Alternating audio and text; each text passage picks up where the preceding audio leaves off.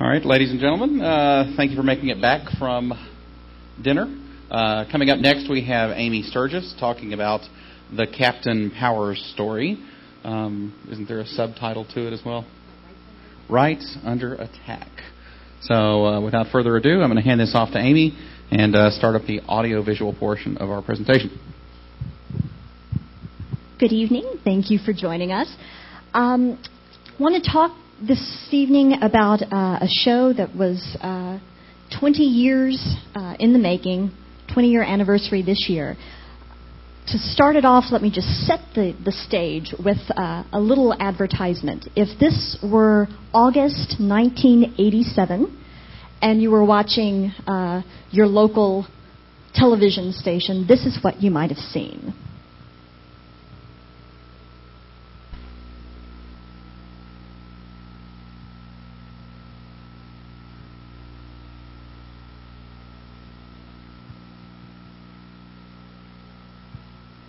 My new cake mix. We have the power on. And it's so delicious. I think we're getting through, Captain. What year? 1987, I think. Try it.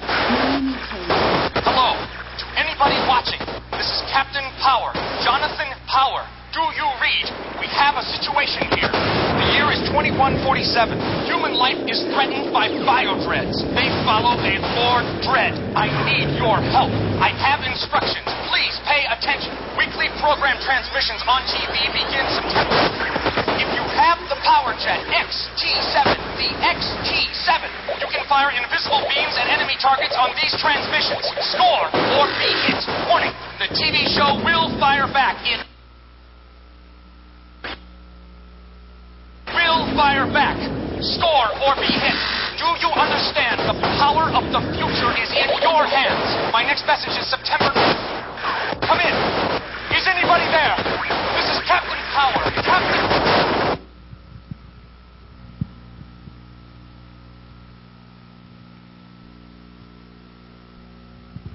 What that advertisement was announcing was the beginning of a new television series called Captain Power and the Soldiers of the Future. I want to do two things tonight.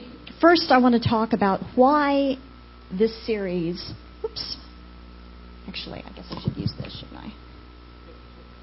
It's not hooked up? Okay. So I should be... To advance it here? No, you're using the other button. Use the other button. There you go. All right. Your other Gotcha. 2 points about this series. First, why it was one of the most innovative television shows really ever, both in its writing and in its use of technology. It was remarkably ahead of its time, and we really haven't seen anything exactly like it since. But I also want to talk about why it was ironic that the show ended as it did, because the show was a dystopian show about humans enslaved, their rights not only under attack, their rights taken away, and the subversive fight for freedom. And essentially the show was taken off the air because of, in large part, political pressure from both sides of the spectrum. There was a charge against Captain Power from the right, at the same time joined by a liberal charge from the left, and the show was really the victim of political pressure. So really the larger story of Captain Power is about rights being under attack. Even though the show itself was creating a fictional dystopia, it ended up, in a way, playing out its own story. Not only on the airwaves, but in, ultimately, congressional hearings.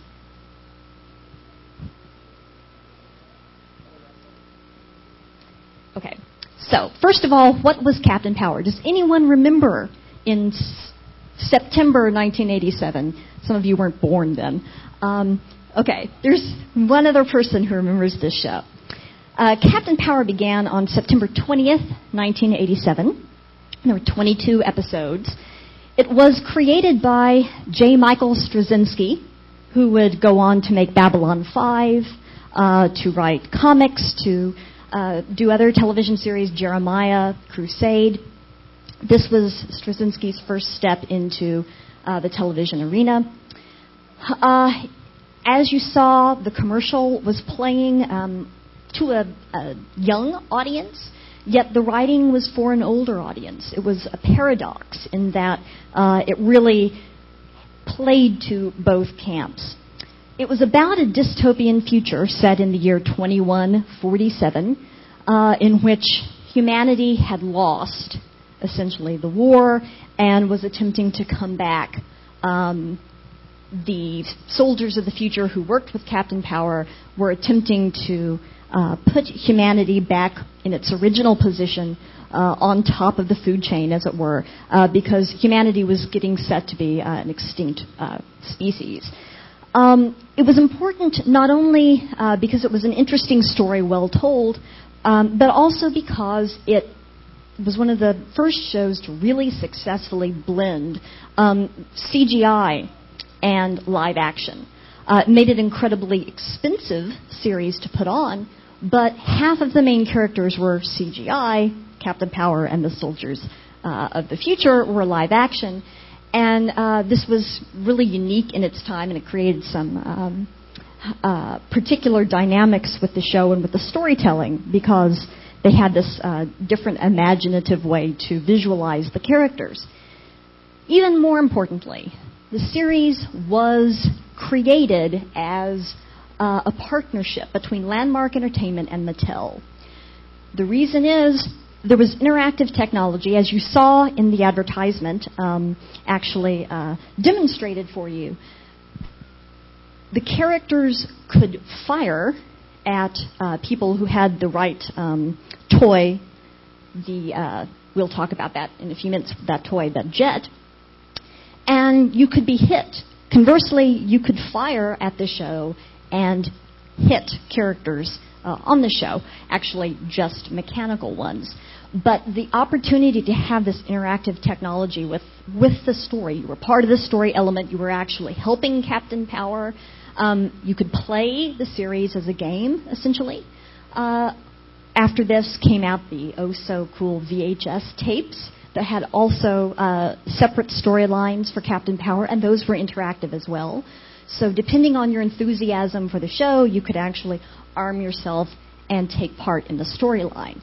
This was the first time this had been done, and it was really remarkable, the technology that had been created particularly for this aspect of the storytelling.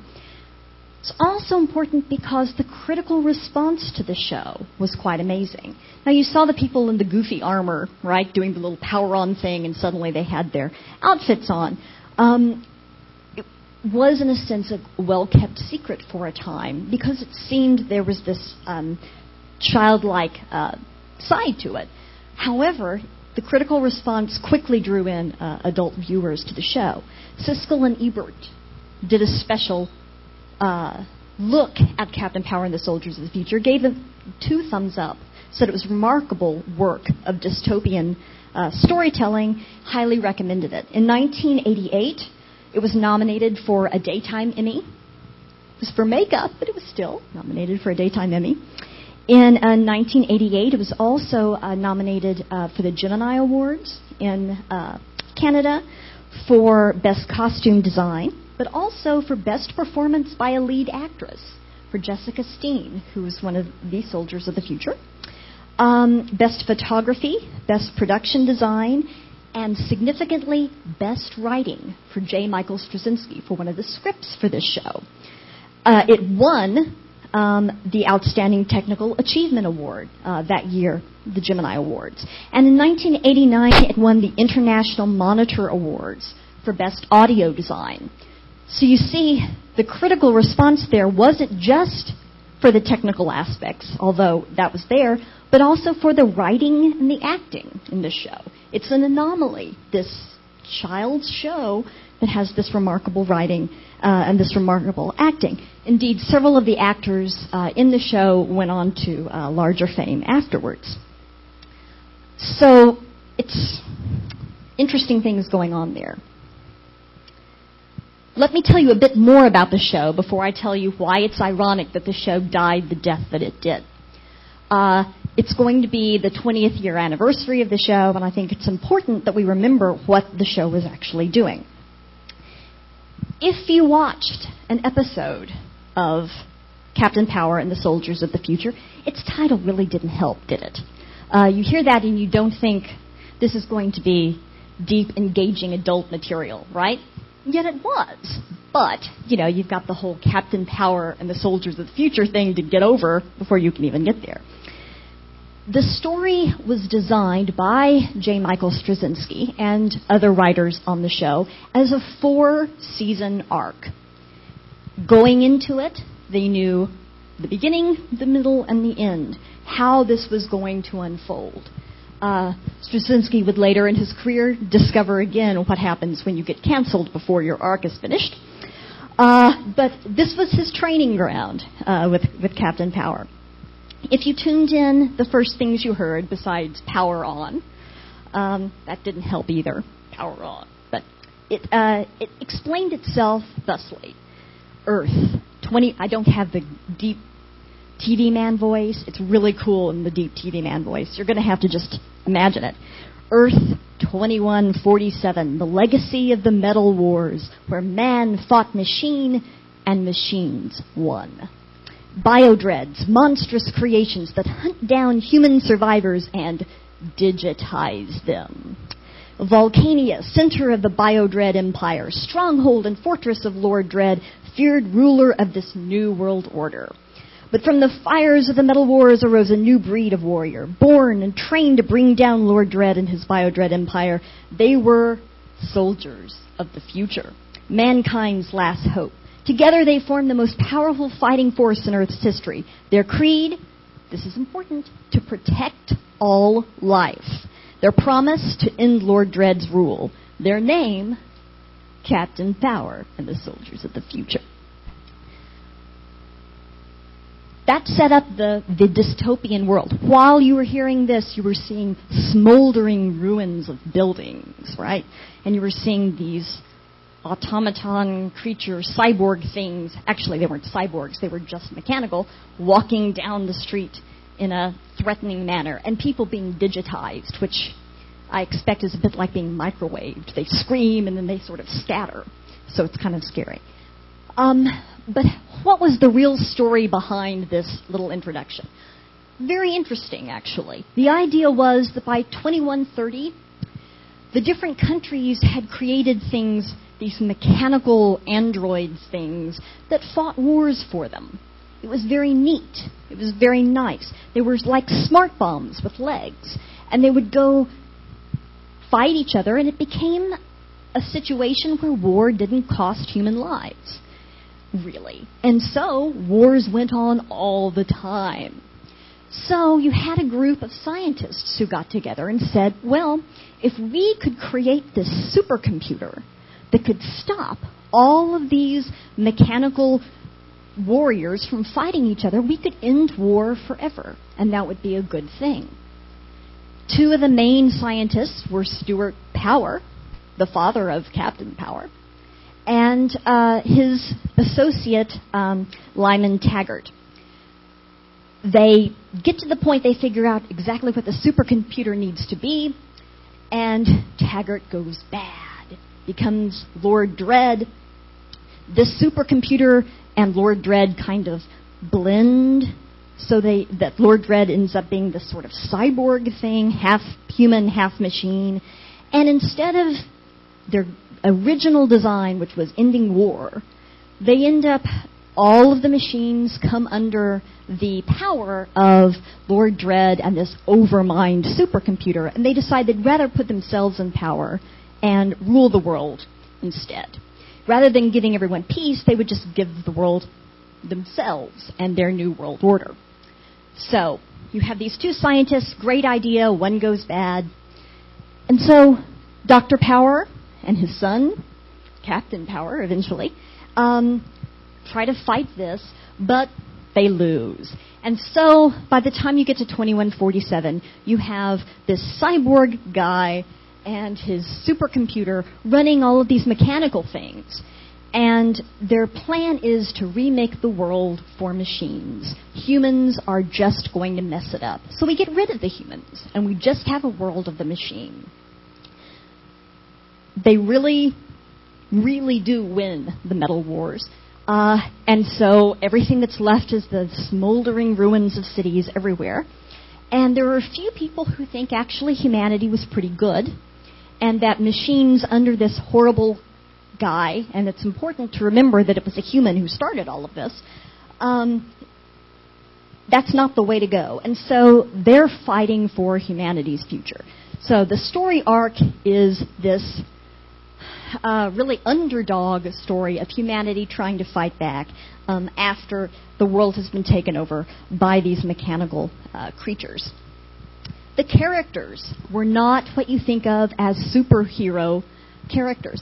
Dr. Power immediately dies, but not before creating these special power suits.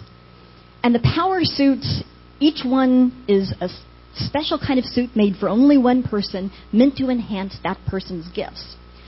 So we have these nice little shiny things, and when they say power on, they get the power suit, right? But the characters themselves were very individual, very unique, and rather dark. Captain Power is fighting the fight his father started, and is basically attempting to make up for the mistake he felt his father had made. You have his mentor figure, the oldest member of the team, whose wife and children were killed in this entire war. And so the only thing he really has left is being the father figure to Captain Power, because he was buddies with Captain Power's father. You've got a character whose entire family was wiped out when he was a child. He's an orphan. He has nothing to do but fight. He has nothing to lose. You have a character, interesting, that was an escapee from a genetic engineering experimental colony, which, interestingly enough, was called Babylon 5. And that colony was the government's attempt to breed super warriors. They were bulked up, they were powerful, they were angry, they were aggressive, and they were going to go out and fight the wars. But then everything sort of changed, and they went with machines instead, and they were stuck with all of these people who had been bred to be super warriors with no war to fight. And so they fought each other. And this particular one character got away, but was haunted by the idea that he was too aggressive and would hurt people, and he didn't want to do that. So he's sticking with people that will help him fight, for the right kind of battle. And you have the young woman of the team who was raised in what's essentially the Nazi youth, the Dread youth, taught to despise her own species. And they capture her and basically put her through detox and eventually bring her around to appreciating that human life is actually worth living and worth saving. Nuanced, interesting characters fighting in all of this. And Lord Dread himself, his human half fighting with this computerized half, tied up with regret and concern. Still, also, very interesting character. The themes are particularly interesting. War is hell is obviously one of them. The entire story started with war attempting to be ended. And the war that Captain Power fights is really quite awful, and we see that on a weekly basis. We see characters die. We see characters get tortured. We see the fact that humanity is fighting only in this sort of last valiant death throw, and you're never really sure that they're going to win. And in the end, we never know if they win or not, but it doesn't look particularly good. Unintended consequences. The fact these scientists had really good intentions doesn't matter at all. They really screwed things up for the entire world. The value of what is human. The fact that it really is better to have people who are fallible than machines that take orders is given over and over again. It's interesting, one episode, Flame Street, was very clearly pulling on William Gibson's Neuromancer and other works of cyberpunk. You see for the first time on television an idea of an internet. They just called it the net. They had characters plug in and go into cyberspace. Very interesting stuff. And cyberspace looked very much like William Gibson described it, with sort of lava lamps and neon lights and everyone kind of, virtual. Very interesting. But this is incredibly early on, if you think in the development of these kinds of concepts, to be on television in this way. Ironically, the two main themes of the show are things that the opponents of Captain Power really needed to hear. Though if they'd heard it, they probably wouldn't have agreed with it. But I think this is at the heart of the show, and it really is important to the theme of Phreaknic this year. First, freedom is worth fighting for. The characters give up everything in order to protect what very little they have. For example, a radio station that still works, that still can play some music to people, becomes this ongoing arc ingredient, because it was so important that they could have a means of communication, of sharing things that were beautiful and true and human with the few remaining survivors, without being shut down by Lord Dread. They fight over and over again, knowing that they really don't have a chance, but that's part of the human spirit, and it's worth giving the ultimate price for if there's a chance to carve out some sphere of liberty for themselves and for others. And the second one, the big one that comes out of this, is that technology is amoral. It's not good, it's not bad. People are good and bad, and people can make good or bad use of technology. But technology itself is not evil. Technology just is. So you have two scientists who are working to originally to end war. One scientist actually has much more personal ambition than altruistic motives, and he uses what they create in a bad way. But Captain Power's father, the other scientist, creates things like the power suits that allow people to go and protect the last vestiges of humanity. He creates something called Mentor, that is, keeps all of the knowledge, accumulated knowledge of humanity, alive during this time. Things like medicine, things like geography. It's not just machines bad. They're incredibly good machines, good computers, good things that happen, but it's because people use them in those ways. Technology itself isn't to be feared. The motivations of people are to be feared and to be weighed as immoral or moral. Then there's also the question of the intended audience of the show. I've already kind of touched on that. It was, as I said, named Captain Power and the Soldiers of the Future. They had their little power-on suits, and they worked with this marketing with the toys and such. Put in a children's time slot and sold to children. However, the writing included things like sexual relations between the characters, very clearly major plot components in several episodes. It had things like torture, had things like death. Characters that we liked died and really stayed dead. It had the whole dystopian thing going on. The good guys weren't winning, which led critics like Siskel and Ebert and others to say, this is a show that adults need to be watching. It's written for adults. It just happens to be in the package that would be appreciated by children. It actually became, for a while, a very successful family show. If you want to watch, the human race being killed off, it's a good family fun. Because adults could enjoy it, and kids also found something for themselves as well. So it was successful as a crossover like that. But there always was this sort of schizophrenic quality of, who are we aiming this for? How do we advertise this? Where do we put it? What do we do with it? And the people in charge really never did figure that out.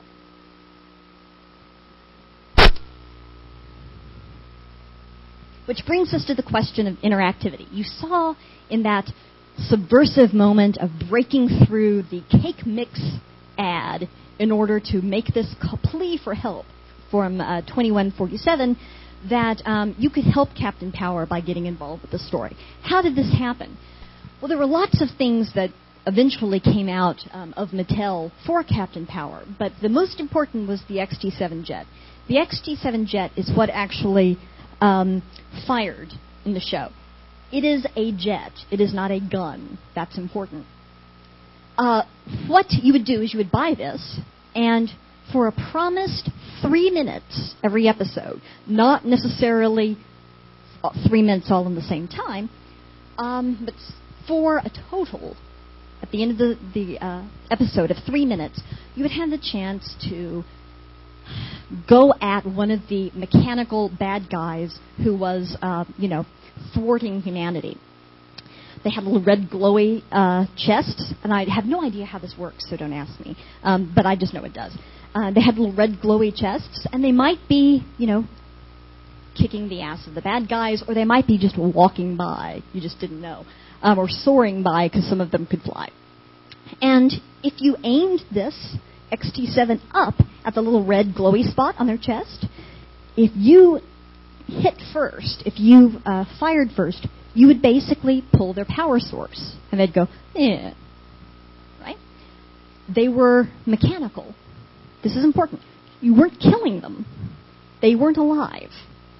They had their power on, no pun intended, and you took their power away. Right? That's it. If you lined up and you didn't hit them first, it registered with the XT7 jet that you had been hit. If you were hit a number of times in succession, the little hatch would pop up and your little person would be ejected. This is important too. Your ship would be crippled. You were saved. Okay? Just note to self there.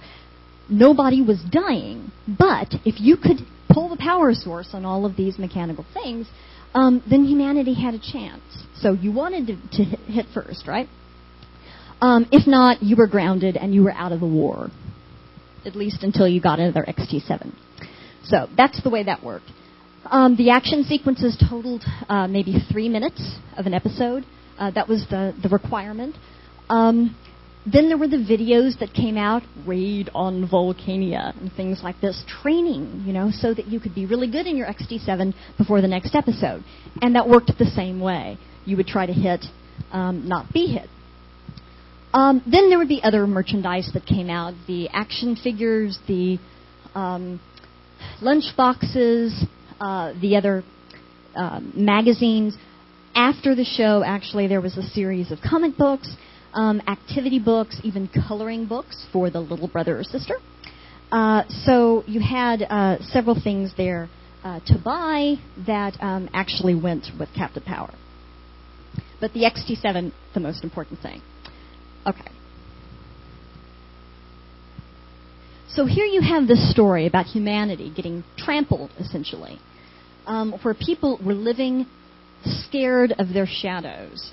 There were many instances where Captain Power would try to find some of the remaining humans who were, camped out somewhere, trying to stay away from the biodreads. And you'd see them living in little tents or in the ruins of a building, out the areas that were shadowed and best hidden, cowering, frightened humans, right? Because they really had nowhere to go and no way to speak for themselves. Ironic, considering the way the story of Captain Power actually played out, which was a real kind of dystopian story, really about rights being under attack. It wasn't long after Siskel and Ebert said, everybody's got to watch this show, this is amazing. They're doing some really subversive stuff here, some really neat stuff, that the first attacks came. And the weird thing is, it was, Captain Power was the target of both the left and the right for very different reasons. But for once, groups found a common cause that they could rally around. The left didn't like the show because you bought toys with it. Now, the irony of the fact that the people who were leading this protest had probably grown up watching The Lone Ranger, where they could buy bows and arrows and guns and headdresses and masks and board games and puzzles, and I can just go on and on. That didn't matter. This was on the heels of concerns about children's educational shows having advertisements in them, commercials. But this was obviously a very different thing. No school was showing Captain Power, although it wouldn't hurt if they had. But their problem was that there was this interactive game technology.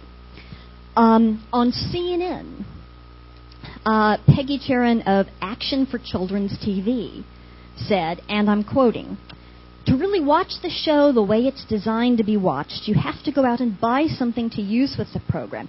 That is the height of arrogance." So their criticism was, there's stuff to go with it, right? The response from Landmark Entertainment was, our ratings keep going up. The critics keep saying positive things about us, and we know, because we're looking at the royalties, that only a very small fraction of people are actually buying the toys. The only reason people are watching this is because of the stories.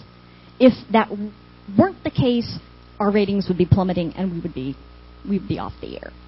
The fact was, you could watch the show and completely enjoy it. I did. Aging myself here, I actually put off some dates. Said you have to come back in an hour because Captain Power's on. I didn't have any of the toys up until I was in my 30s and I got to eBay. I thoroughly enjoyed the show. The fact that a couple of the characters in the background had red glowy chests meant absolutely nothing to me. I didn't even make the connection that I was supposed to be, doing something with the little toys that actually connected with.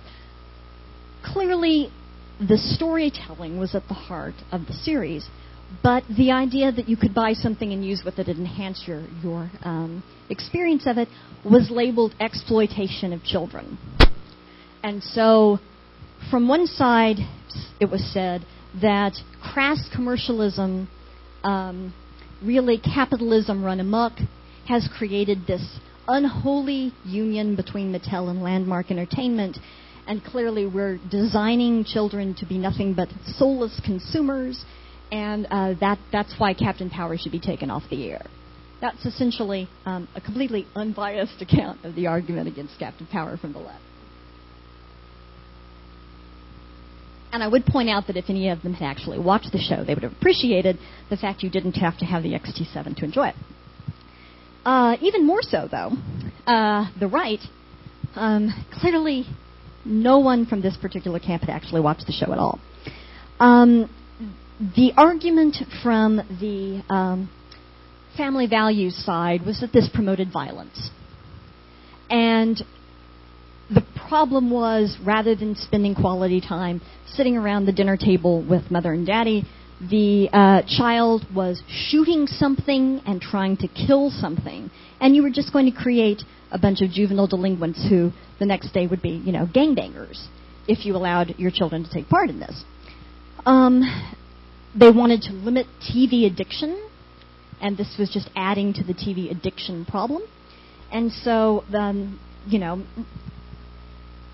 it followed naturally. And this was also a weird moment when there was a group on the left and a group on the right that were working together. This is the Brady Bill and such, anti-gun laws.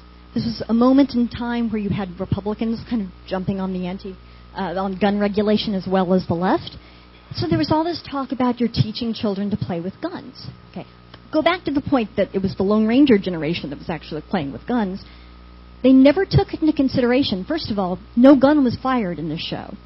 You were in a ship, first of all. So you weren't aiming a gun. Secondly, you weren't killing anyone. You were saving humanity. Because the opening statement said, all life is precious, right? We are here to protect all life. That's the quote from the opening credits. What you were doing was taking away the power of the machines that were killing people, right? And you could not be killed either. You could just have to leave your ship because your ship was going down. But you get in another ship and go again. There were no deaths in the interactive experience. All there was saving life. But this did not keep them from going on television and saying, you're shooting guns and killing people. And that's why this is bad. So it got to the point where eventually you had people testifying about Captain Power in Senate hearings about children's television. And this was not where J. Michael Straczynski actually wanted to be. And so, eventually, there were fights between Mattel and Landmark about what to do about this dual-prong attack on them. Did this mean they should cut off the marketing end of things, the merchandise? And if so, how would this look for the second season? Actually, it was very interesting for the second season, but I won't go there quite yet. Trying to figure out exactly what to do. Well, they were saved the problem because they were canceled. Despite the multiple awards for which it had been nominated, despite the incredible critical success of the show, all of the buzz in the science fiction community at the time, it was, Starlog did specials on it, everything. They pulled the plug, which put it was such sort of last-minute thing, put Straczynski in kind of a bad situation. And so, again, going back to the question of whether this was a children's show or an adult show, the last episode, March 27th, 1988, ended up being this incongruous Christmas episode in the middle of March, in which Jessica Steen, pilot Jennifer Chase on the show, the one here on the right, was killed. She basically sacrificed her life to save all of the rest of the soldiers of the future, and it ends on the note of her basically blowing up. And that was the end of Captain Power. Really sad note to kind of go out on there. And incongruous as far as the larger arc was concerned. The larger arc was really kind of interesting. I'm going to skip for a moment to what could have been. The scripts were already written for how this fight would continue. Captain Power had basically fought his way, or gone all the way through the United States, saving these last little pockets of humans here and there. The next thing they were going to do was go up into Canada and find a whole area where their power suits couldn't work because of the way radiation and such had affected the area. And so they were going to have to learn how to do things sort of old school. They were going to use bows and arrows, and they were going to prove that they were significant forces using their brains and not just the technology that they had. And again, show the resilience of the humans, because they were going to fight these mechanical bad guys on their own turf without all of the technological sophistication that their opponents would have, and they would still kind of come out on top. Plus, interestingly enough, there was going to be this artificial intelligence that comes out of the Lord Dread side that was going to be the evil intelligence that was really going to take humanity out forever, except it's intelligent, and it will change sides and actually fight against Lord Dread. So there was going to be all sorts of interesting things going on that we never got to see. The story continued, as you know. Straczynski went on eventually and did Babylon 5 and many other things quite successfully.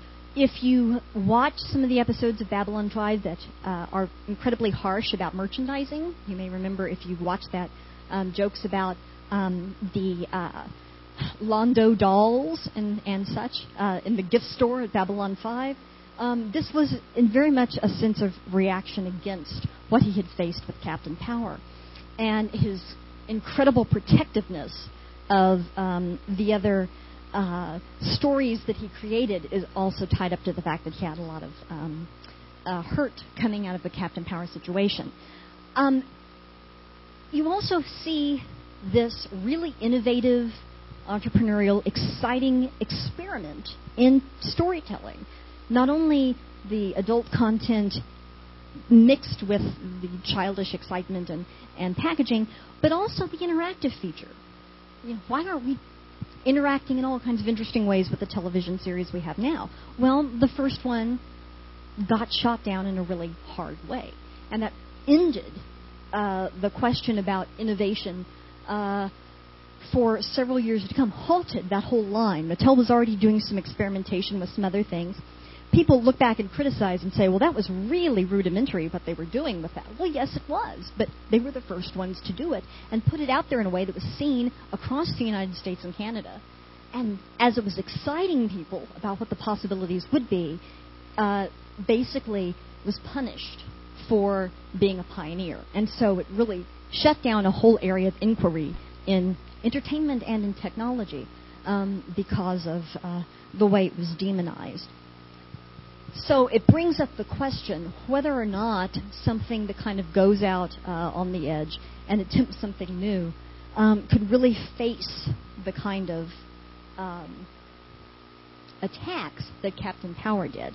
And since this is the 20th, getting ready to be the 20th anniversary of the show, it's sort of a nice question of whether we can be happily self-satisfied that we've come so far or not, if we consider the opportunities we have with our entertainment today and how really thoughtful and subversive they might actually be. So with that, I end my presentation. And I thank you very much for your kind attention tonight and for the opportunity to come once again. Thanks especially to Dolomite for the invitation to come and talk to you at Phreaknic. Thank you very much.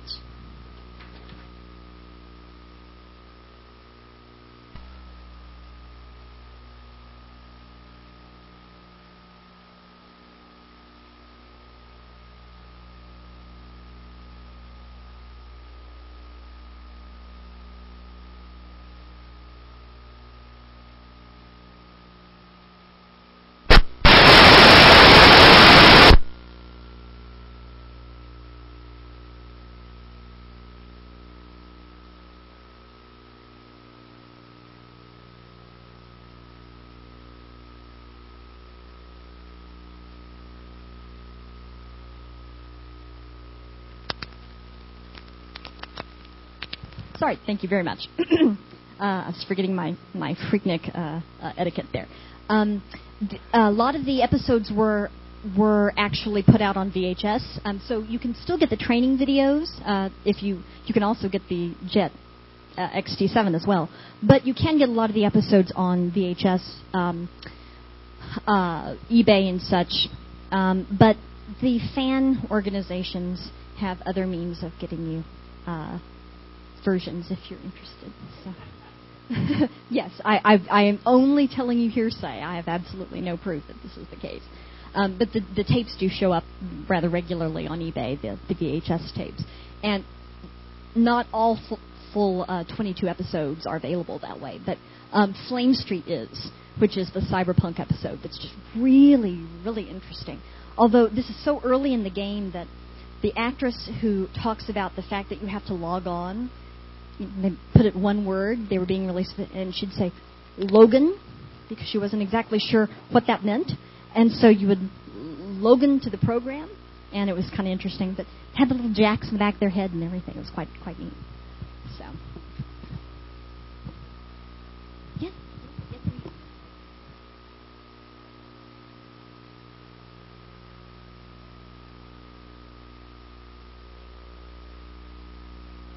We'll say the actors in the show, Jessica Steen has gone on to do quite a number of things. She was in Earth 2, which a lot of science fiction people may remember. She was in Homefront, a series about World War II that was on for some time. She shows up all over the place. Peter McNeil, who was a Hawk, who was the sort of father figure of the show, shows up in movies all the time. The most recent one, History of Violence, he was the sheriff in that. He does character-actor roles quite well. The actor who played Captain Power, Tim Dunnigan, was the original face in the first episode of The A-Team. He doesn't show up much anymore. I don't think he acts full-time anymore. But he was, for a time, the new, is it Davy Crockett? In the Disney series that was brought back, that redid the old Fess Parker series. Let's see. The character who played Tank, the one who was genetically engineered, is Sven-Ole Thorsen, who many people know is the guy who's in all of Arnold Schwarzenegger's movies, because he's best friends with Arnold Schwarzenegger, and he's the stunt man and all of those things. He was also, probably know him if you saw the movie Gladiator. He played the the character who was brought out at the end, who was the only undefeated gladiator and had the great fight scene with Russell Crowe with all of the tigers and everything. Tigris, I think, was his name in that film. And yes, he was in Mallrats. Yes, so he shows up here and there as well. And Maurice Dean Wint I think he does mostly Canadian stage acting now. But anyway, those were the main characters. The writers or directors connected with Space Above and Beyond? Oh, that's a good question. Because Tank being one of the names of the genetically engineered. Right? That's, I'm not sure who wrote for that, but I wouldn't be surprised if Goddard, the other main writer, and that wasn't involved with that. That's I need to check on that, because that would be a very nice homage kind of thing going on there. Yeah, I need to, thank you. That's a good thing to check out. Thanks a lot. You mentioned one link to Babylon 5 in the name. Is there any other links that show up? Just some thematic ones. There's the idea of what body is going to sort of mediate for all of these things. So you get very much this UN feeling going on. And thematically, there's also a place, the Passages, which is where everybody's trying to go. Because it's the one place that's safe and it's underground and people are going to be spirited away there and everything will be fine. And then you find out that there's things that are going on in these sanctuaries that actually are abuse of power and are creepy and such. And so there's this political intrigue within political intrigue. But you can see a lot of those kind of things being worked out. I think, to my knowledge, the only overt one was the fact that that colony that went bad, that Tank escaped from, was Babylon 5. Yeah, it's definitely, you can see the way his mind worked kind of playing out and all of that. Also, some other writers who wrote some of the episodes that later went on to write other things, both in adult television and children's shows. It was obviously a training ground for some young folks of real talent. So, and a lot of the scripts are actually available online from the writers. So, including scripts that were never actually shot for the second season. And Straczynski has actually gone through and mapped out how the arc would have played out over the 4 seasons, which is really remarkable, interesting stuff. So we kind of know what would have happened. Besides, we also have scripts for the second season that just never got shot. So.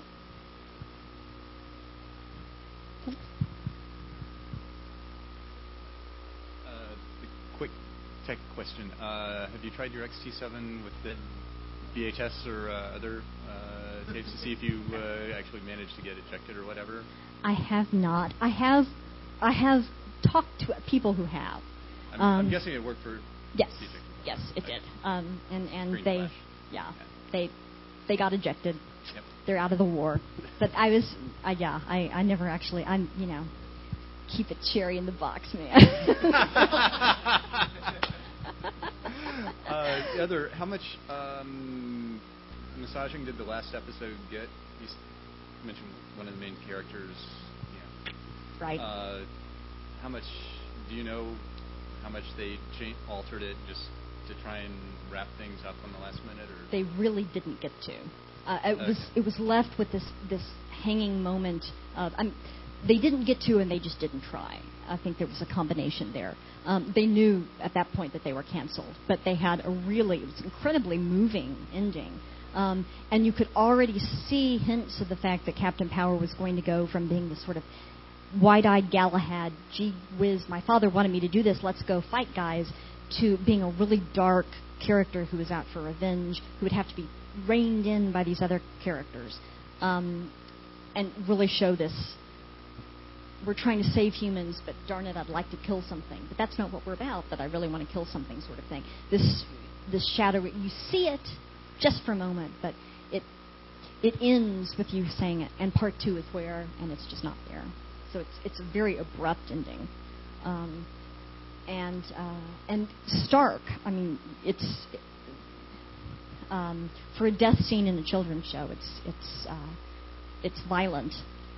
In relation to the fact that this character had been one of the most important characters in the show, and she deserved this really climactic, heroic, bloody end. So it was very powerful, but then it just ends. It's very abrupt. So there was not closure at all. Having not seen it, I didn't have a television during that phase. It sounds like they had really good character development for the interaction amongst the characters in the core group.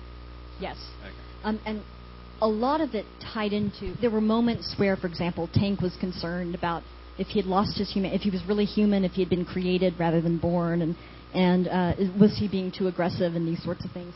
And moments where, Hawk was missing his family and thinking he really didn't have anything to fight for. Maybe he should stop. And moments where, Scout was saying everything's already been taken away from me, so, here I am. But the main development was over Pilot the girl, because they had taken her as a teenager away from this dread youth that was teaching them that everything human was to be ashamed of. You were trying to be the machine. And she was supposed to basically find other humans and digitize them. And so all of the characters contributed something to her learning about what it meant to be human by showing her different facets of the human experience and showing her that, yes, this life that she'd been born into was worth preserving. And at the end, you realize that she's not only come full circle where she wants to find other dread youth and bring them out of this and show them this false teaching that they've been given, but she's also kind of fallen in love with Captain Power. So the last thing she says is, I love you, and I'm going to blow up this entire base so the technology doesn't get into the wrong hands. Again, good technology, or technology is amoral, but if it falls into the wrong hands, this great stuff we have can be awful. And so, I love you, and then, boom. So, the fantastic thing about that scene, though, is you don't just see his reaction, you see all of the characters' reactions to her death, which, again, since the whole first season had been about each of them showing her different parts of humanity, you get to see them grieve in different ways. So, very, very interesting stuff. I mean, they really accomplished a lot in the writing for, 22 episodes.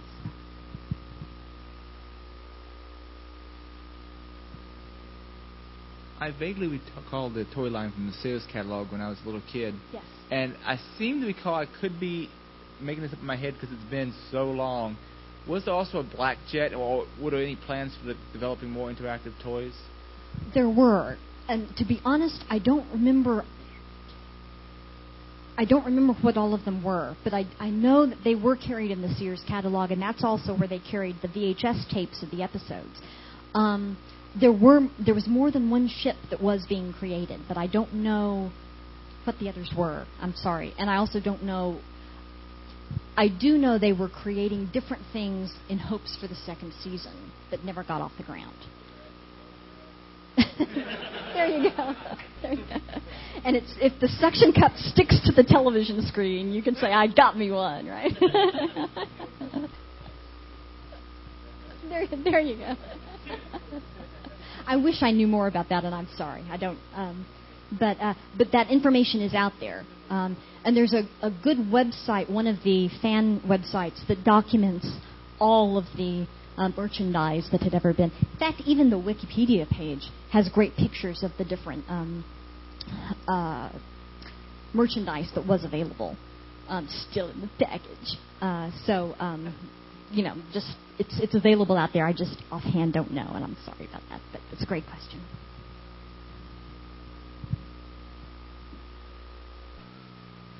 Okay.